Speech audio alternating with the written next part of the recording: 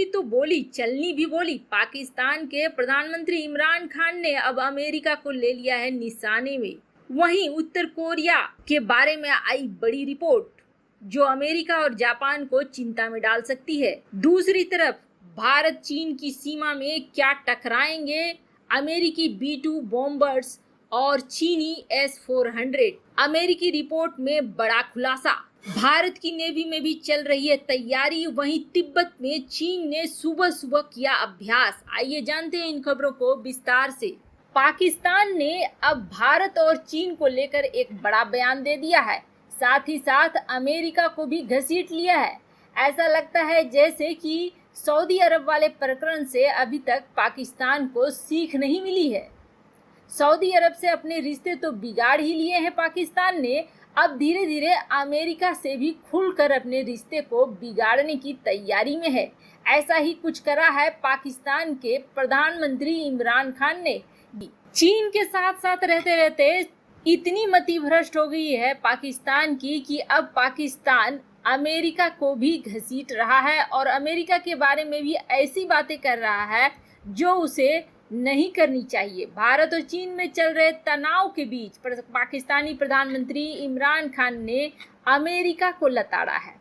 America का वैसे तो नाम नहीं लिया, लेकिन निशाने पर अमेरिका ही था। उन्होंने कहा कि पश्चिमी देश चीन के खिलाफ भारत का इस्तेमाल कर रहे हैं, साथ ही भारत को चीन के खिलाफ मजबूत भी कर रहे हैं।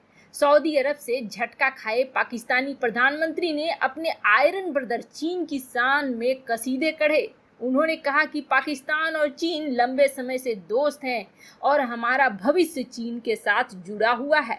जिनपिंग इस साल दिसंबर तक पाकिस्तान की यात्रा में आने वाले हैं और यह साफ हो जाना चाहिए कि हमारा भविष्य चीन के साथ जुड़ा हुआ है, जो हमारे हर अच्छे और बुरे में खड़ा हुआ है।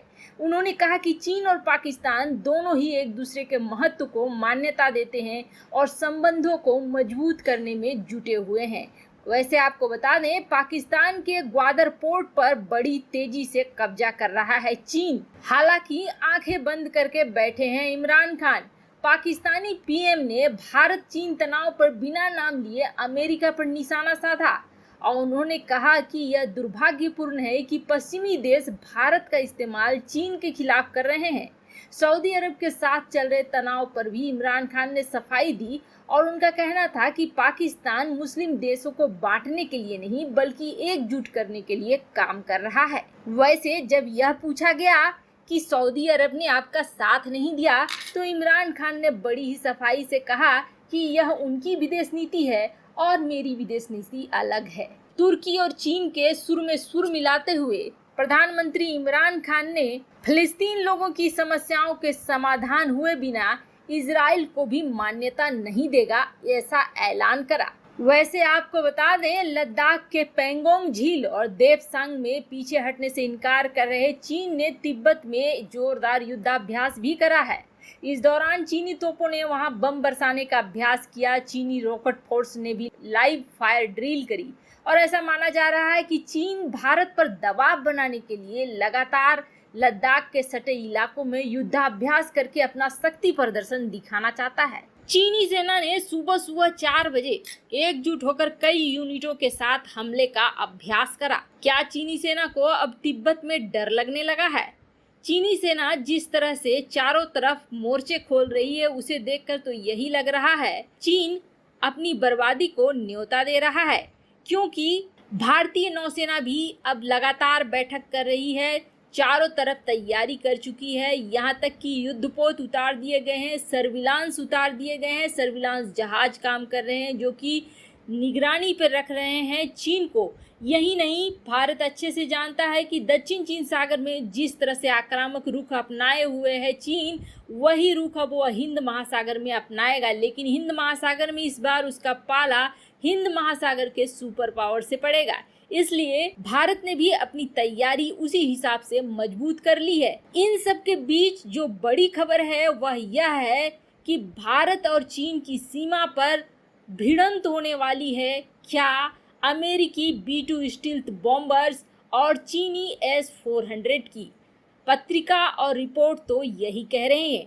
एक अमेरिकन रिपोर्ट के अनुसार आने वाले दिनों में अमेरिकी परमाणु बॉम्बर भारत के साथ जल्द ही फ्लाईओवर मिशन, युद्ध की तैयारियों और एक दूसरे के सुविधाओं को कैसे इस्तेमाल कर सकते हैं, इस पर बड़े पैमाने पर अभ्यास कर सकता है। अमेरिकी पत्रिका में कहा गया है कि खास बात यह है कि यह अभ्यास भारत चीन सीमा पर अंजाम दिया जाएगा। इस दौरान अमेरिकी बॉम्बर को चीन के एयर डिफेंस सिस्टम को परखने का मौका मिलेगा। 3 B-2 बमबरसक विमान इस समय अमेरिकी नेवल बेस डियागो गार्सिया में तैनात हैं, जो भारत से सिर्फ 1000 मील की दूरी पर है। वैसे आपको बता दें, अमेरिका अफगानिस्तान युद्ध के दौरान इसी डियागो गार्सिया नेवल बेस से अपने बमबरसक विमानों को हमले के लिए भेजता था और अमेरिका ने कहा है कि दोस्तों के लिए कभी भी कहीं भी हमला करने में सक्षम है यह विमान। यहाँ तक कि ऐसा कहा जा रहा है कि अमेरिकी डिफेंस स्ट्रेटजी का हिस्सा है यह, और हिंद महासागर में अपने दोस्तों और सहयोगियों के साथ रिश्तों को मजबूत करने के साथ साथ हमला करने की धार को और ज्यादा तेज किया जा रहा है। अमेरिका का स्ट्रेटजिक कमांड अक्सर B-2 स्पिरिट स्टील्थ बॉम्बर को खतरे और जरूरत के हिसाब से दुनिया के अलग अलग हिस्सों में तैनात करता रहा है, लेकिन इस बार चीन के S-400 से होगी अमेरिकी बॉम्बर की टक्कर। पत्रिका में कहा गया है कि B-2 की सीधी टक्कर चीन के एयर डिफेंस सिस्टम से होगी। ऐसा माना जा रहा है कि चीन ने तनाव को देखते हुए भारत चीन सीमा पर रूस द्वारा बनाया गया S-400 और S-300 को तैनात कर रखा है। चीन का दावा है कि ये डिफेंस सिस्टम स्टील्थ लड़ाकू विमानों को पकड़ने में सक्षम है।